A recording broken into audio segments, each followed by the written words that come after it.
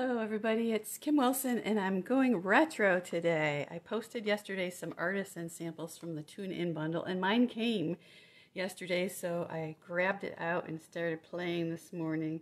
So it's a fun retro kind of bundle with a TV, old-fashioned console TV, and lots of fun sayings and little figures for that retro look, and the dies are really cute too. So there's antenna dies that cut out a small antenna like this, or they cut out the stamped one, and you can also do the TV on its own like this one here, or stamp the TV cutout like I did here. So lots of fun things to do and lots of fun. And I have my mom's bowl from her old dish set. We sold most of the dishes because they just took up a lot of space, but I kept a few of the bowls just for memory's sake, and they have that 50s little symbol, that starburst right in there, so I love those. And I have that memento of my mom's best dishes from the 50s.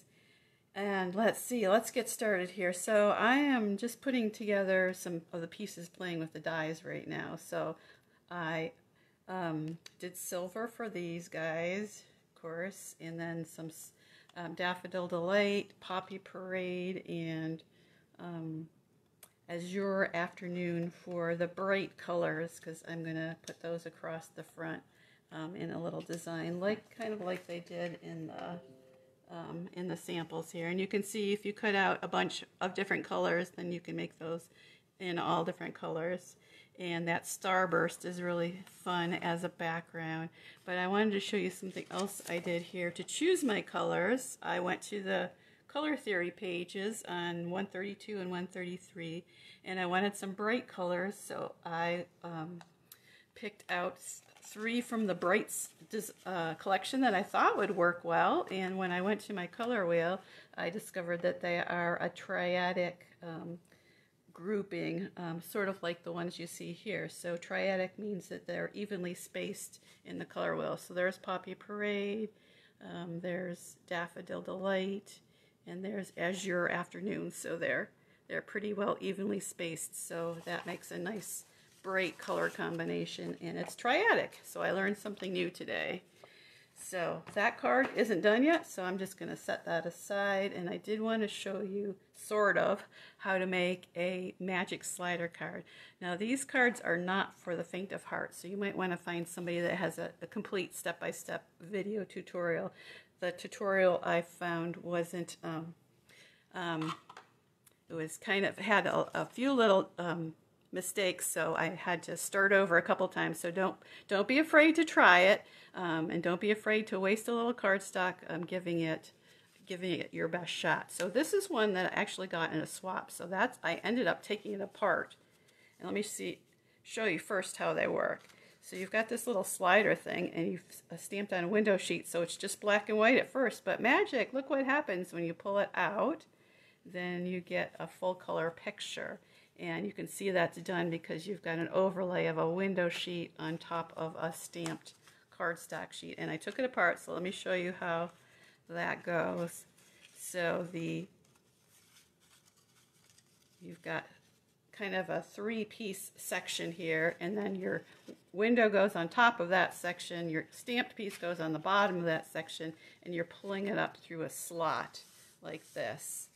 And then that folds around and attaches in the back, and then she had it attached to a full card like this. I decided just to attach mine to a black piece of cardstock.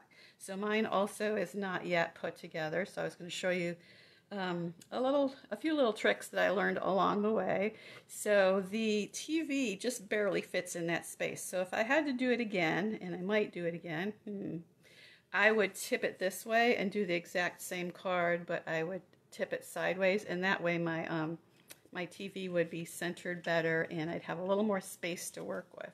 So let me see if I can pull this up for you. Okay, mine says on the front, stay tuned for an important message, and then there's my colored one there, my colored TV. And a Stamparatus or some sort of stamp positioning tool is very useful when you're trying to line things up, and especially lining up in a die cut like this. She did an oval, which made it a little easier, just had to center everything. But this one you had to get your TV lined up with your die cut. And I added a little different touch that no one else did that I could see. I put a second piece of window sheet here for my message because I didn't want my message to show up here. I wanted a new message.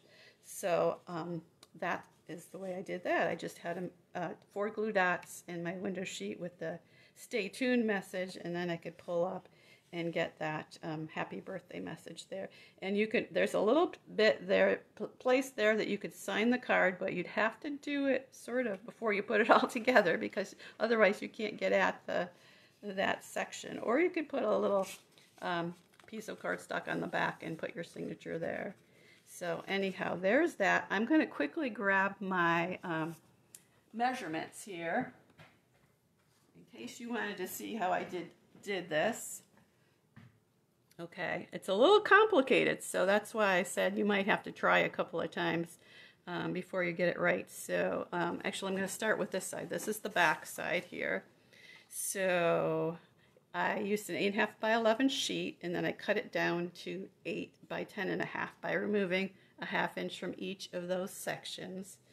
And then I scored at 4 1/4 this way, and scored it 5 1/4, not 5 1/2, 5 1/4 this way. And you got to make sure you got the rectangles in the right direction, because my first one was a throwaway, because the person I was copying the directions from didn't say which way to turn it. So that's why I made up this sheet, so I could remember exactly how to do it, and I kind of just copied the sample I had. It's always nice to have a sample to copy. So that's how that worked. And then I have a little thing here where I laid on the pieces for the window sheet in the stamped cardstock, and that is 3 3/4 by 5 1/4. And then you've got a little stopper thing here. Let me open that up so you can see the stopper. So the stopper is 1/4 inch off on each side, and then a 1/2 inch up from the bottom.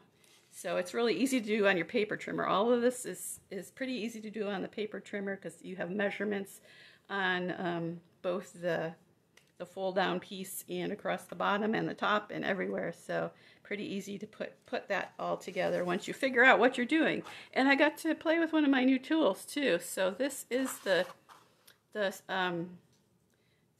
Take Your Pick crafter tips, which I had sitting in the box, not using, but I decided I will put them in a little bin right here. So I have all my additional pieces to my Take Your Pick tool right handy where I can grab them easily and use them. So this is the X-Acto knife, and I use that to cut out the little slot, because you need a little slot in the top, and it's actually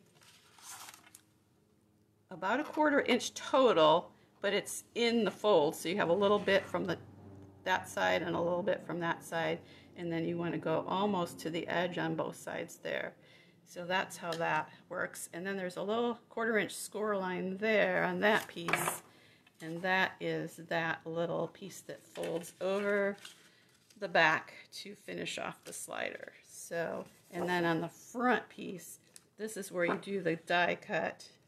So let me show you the front of mine.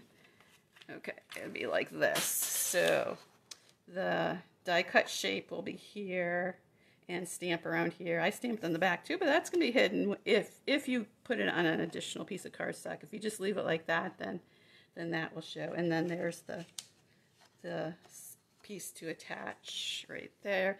And again, I put the slider pieces there so you could see that folds down and then across like that, and then across the back like that. It's complicated, isn't it? I had quite a session this morning figuring it out. I think I will do better if I make another one, but who knows if I will or not. But anyhow, there it is, a magic slider card or a magic card. Those are the terms to search for to find instructions. The Tune In bundle, though, is only on sale for an additional, let's see, 10% off for a few more days until June 30th. The bundle's always 10% off, but it's an additional 10 off in June. So I hope this inspired you to do some retro stamping and pull out some window sheets. Oh, I should mention, make sure you stamp on your window sheets with StazOn. It will stain your stamps, but oh well, that's the price we pay. And then if you are going to color your second piece, stamp in Memento, because you can't use blends alcohol markers with StazOn. You have to use the Memento ink because you can't do alcohol ink with alcohol markers. You have to do them the opposite. So that's the way that goes. So all these little tips and tricks, and I got to use my new X-Acto knife, and that was fun.